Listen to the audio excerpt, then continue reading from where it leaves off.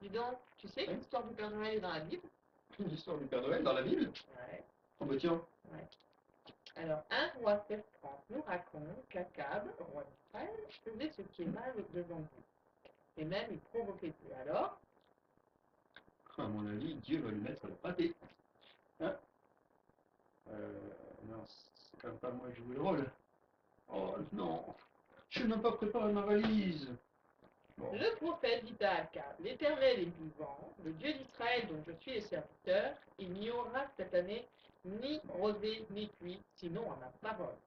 Et la parole de l'Éternel fut adressée à toi, en ces mots. Pars d'ici, dirige-toi vers l'Orient et cache-toi près du torrent de Kérit qui est en face du Jourdain. Tu boiras de l'eau du torrent et j'ai ordonné aux corbeaux de te nourrir là. Les corbeaux? Oh, allez. Il partit et fit selon la parole de l'Éternel. Et il alla s'établir près du torrent de Kérit qui est en face du Jourdain. Les corbeaux lui apportaient du pain et de la viande le matin, du pain et de la viande le soir, et il buvait de l'eau du torrent. Et les légumes? Oh non, je vais grossir. Oh, même pas de légumes. Bon, bah, vous avez compris. Ouais.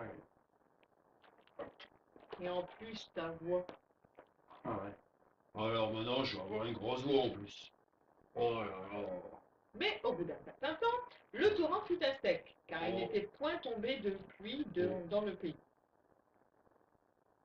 Depuis longtemps, mon rasoir. J'ai oublié mon rasoir. Oh la barbe à la poussée. Oh là là. Alors la parole de l'Éternel fut adressée en ces mots, lève-toi, va à Sarepta, qui appartient à Sidon, et demeure là. Voici, j'y ai ordonné à une veuve de te nourrir. Hmm, quelque chose de bon à manger, enfin. Un roi 17 il se leva, alla à Sarepta, comme il arrivait à l'entrée de la ville, voici il y avait là une femme veuve qui ramassait du bois. Ouais. Et pourquoi faire? Bah, comme les marchands. Oh, du bois pour la cheminée. Il l'appela et dit, va me chercher, je te prie, un peu d'eau dans un vase afin que je boive. Il n'y a plus d'eau. Qu'est-ce que tu veux qu'elle me donne à boire, enfin? C'est la sécheresse. Il marquait, et elle alla en chercher. Donc, elle a donné autre chose à boire. Du lait, peut-être. Il appela de nouveau et dit, apporte-moi, je te prie, un morceau de pain dans ta main. Moi, je suis pas très gourmand du pain, avec tout ce que je viens de dire. Et elle répondit, l'Éternel est vivant, je n'ai rien de cuit. Je n'ai qu'une poignée de farine dans un pot et un peu d'huile dans une cruche. Oh, Et allez. voici, je ramasse 2 morceaux de bois, puis je rentrerai, je les préparerai, cela pour moi et mon fils. Nous mangerons et nous mourrons. Il y a de l'huile. Ça veut dire que ça va pas être du pain, ça. Ça va être du gâteau. Le prophète lui dit, ne crains point, rentre, fais comme tu as dit. Hmm. Seulement, prépare-moi d'abord avec cela un petit gâteau, et tu me l'apporteras. Tu en feras ensuite pour toi et pour ton fils. Normal, non. Moi d'abord. En réalité, c'est parce que je sais qu'il y aura d'abord un cadeau. Car ainsi parle l'Éternel, le Dieu d'Israël, la farine qui est dans le pot ne manquera point, et l'huile qui est dans la cruche ne diminuera point, jusqu'au jour où l'Éternel fera tomber de la pluie sur le sol. Elle alla et elle fit selon la parole du prophète, et pendant longtemps elle eut de quoi manger, elle et sa famille, aussi bien qu'Élie le prophète.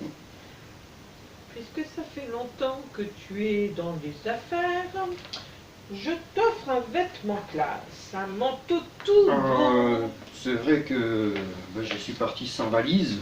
Ça, c'est beau, un joli manteau. C'est normal qu'elle m'ait fait un présent, la dame. La farine qui était dans le pot ne manqua point, et l'huile qui était dans la cruche ne diminua point, selon la parole que l'Éternel avait prononcée par Élie. Après ces choses, le fils de la femme, maîtresse de la maison, devint malade. Maîtresse de la maison, ce n'est plus la veuve avec son fils? Oh, la Bible dirait peut-être qu'il n'y aurait pas eu que ça comme miracle. Il n'y a peut-être pas eu que ça comme cadeau. Peut-être que Élie a fait bien plus de cadeaux que ce que dit la Bible. Oui, d'ailleurs son fils, il était malade, et il est mort.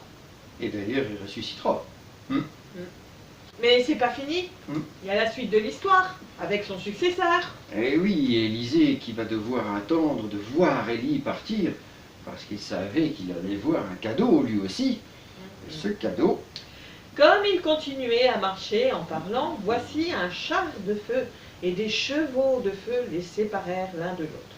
Élie monta au ciel dans un tourbillon. Élisée regardait et criait, mon père, char d'Israël et sa cavalerie. char d'Israël avec sa cavalerie. Mais s'il y a des cavaliers, qui est-ce donc qui tirait le char? D'ailleurs, est-ce que ce serait un char ou peut-être un traîneau? En tout cas, c'est sûr, c'était pas des chevaux qui tiraient le char. Est-ce que ce serait pas des rennes? Et il ne le vit plus. Saisissant alors ses vêtements, il les déchira en 2 morceaux et il releva le manteau qu'Élie avait laissé tomber. Puis il retourna et s'arrêta au bord du jardin. J'ai laissé mon vieux manteau à Élisée.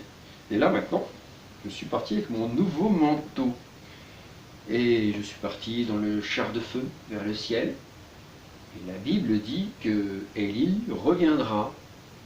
C'est vrai que la légende, elle pousse encore plus loin l'histoire, puisqu'elle dit qu'en préparant une cheminée avec du gâteau et du lait, et bien que celui qui faisait tout plein de cadeaux reviendrait. Ça ne vous rappelle pas une histoire, ça? Mhm.